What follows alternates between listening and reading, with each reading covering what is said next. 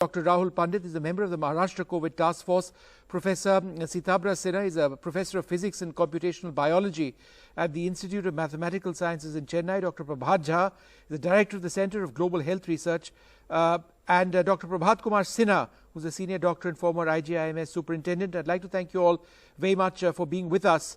Dr. Sinha, let me come to you first. Is this a wake-up call for us, the numbers in Bihar, that perhaps we need to be doing a lot more with every state? Actually, I will frankly confess that in Bihar, death registry in hospitals are lacking. When I was medical superintendent, then at that time we started in IGMS death registry so that we can record the actual cause of death. And as the Dr. Brahmer was telling, says right, that we should have a death registry so that we can know age, sex, and everything related to death that can be recorded. This is lacking in India as a whole. In Bihar in particularly, this is a lacuna through which we are not generating data exactly. But still there are certain things in Bihar, particularly in rural Bihar, people do not go for death registry or to even municipality to take death certificate.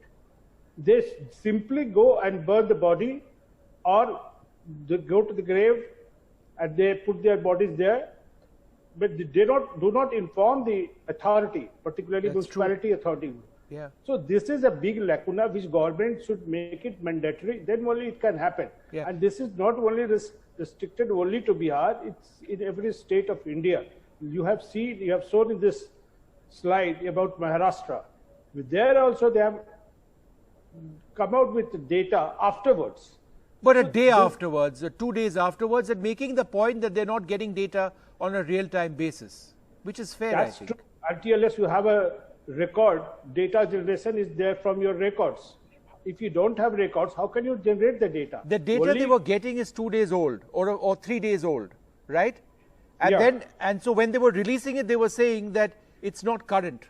Vishnu, even 2 or 3 days, I will agree. But there are certain people, they do not go to the municipality or to those resource center where the data is generated. Sure, sure. So after even 7 days, 10 days, when a health authority has gone and inquired about, then they are coming. Secondly, about COVID, I am telling you, in COVID, number of tests done and the number of patients with COVID are there's a big difference, because all the population in rural area, they do not have access to the COVID all right, test Dr. Sinha, 1 second. I just wanted to go across to my other panelists as well. Dr. Jha, let me come to you. How important is it for us to get an absolute fix on numbers in a situation like COVID, not only because we want to remember and honor those who've lost their lives or think about those who've been infected, but how is an accurate fix on numbers critical in fighting the infection itself? Well, thank you. First of all, we should congratulate the Bihar and Maharashtra governments for their bravery in updating the numbers. You can't bury the truth. You can't just ignore what is happening. And it's really applaudable that they did release these updated numbers. Why is it important? It's not important simply for useless epidemiologists like me to get data. It's important for the country to be able to have a roadmap out of the pandemic. And I'll give you very specific things. India's vaccine supply is limited. The best hope to be able to combat or reduce a third viral wave, which is inevitable, will be to prioritize where vaccines and in hotspots. Right. Know the hotspots, you need data. Today, everyone who gets tested in India and in many places where deaths occur, the Aadhaar card is recorded. So the Indian government does have data on the age, sex, whether they're educated or not, and the PIN code of all of the cases and deaths in India. If those were released and you had a giant map of the hotspots of India, India would have a way that says this is a place where there's lots of community transmission occurring. That's where we should have vaccine clinics. That's where we should have extra efforts. Right. So it's really important. Without data, you cannot walk out of the pandemic. It's not useful just for epidemiologists like me or creating data. It's essential for the government and for India to walk out of the pandemic, to have these data. All right. I just want to go across to Professor Sitabra Sinha. Professor Sitabra Sinha, if this is what is the reality in Bihar, there have been reports of mass underreporting of deaths in Uttar Pradesh, several other states. Do you believe that we would never be able to get to the truth, and that the truth is very far away from us? Thanks for having me on the discussion. Yes, to some extent what you're saying is true. I mean, even in developed countries, this would always be a question that, whether a death that is reported is due to COVID or because of something else. So that question is always there. In India in particular, it becomes compounded by the problem of data collecting. People may not come forward for whatever reason. The data may not be reported for whatever reason, and so on.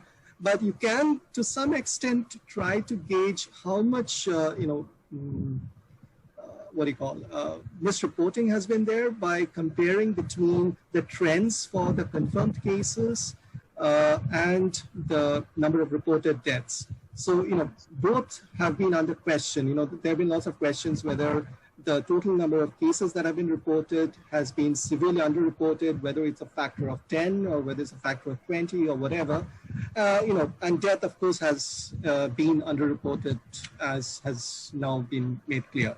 So the question is, by looking at the ratio of the underreporting of confirmed and deaths, do you see any trends in the different states?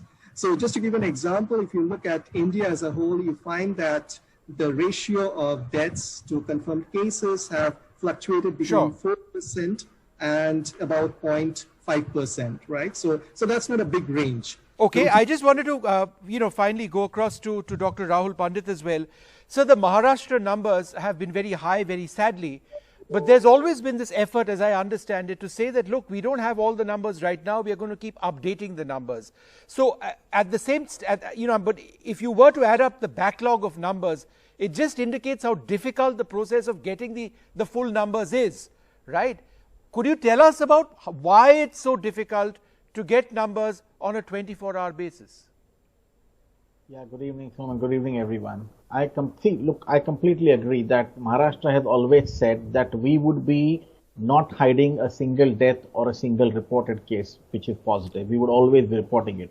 But it is true that it takes a day or two before the data gets compiled for it to be actually released out. And the reason is, from the hinterland, from the interiors of Maharashtra, the data has to come. We have to look at the all-cause mortality. We have to look at where the data is coming from, which pin code is coming from, before we can give out exact numbers, and that basically adds on to a day or so of work. And that is what is happening essentially, that we are having this data come up a little bit late, but we have been truthfully updating every single death which has happened or every single case which has happened. And unless and until we have the entire hospital system, whether it's public or private, connected electronically, and its email is just not enough, we need to have real-time data coming in. And this pandemic is a good wake-up call for the entire country to actually do that. We are the IT capital of the world. We should be able to have this kind of real-time data come into our computers, the head of the state or whichever capital of the state. And then ultimately the country should have its own data, which will basically prove as a roadmap for us to move forward, whether it's pandemic or it's all-cause mortality, which also tells us that which are the diseases we need to focus ourselves on. Right. We're talking about lifestyle diseases like diabetes and hypertension, yes, but there may be something else which may be brewing and which might not be very evident. So again, the point being that the accurate sort of collection of data is so very important. I'm afraid I'm completely out of time on this discussion. I'd like to thank you all very much for being with us.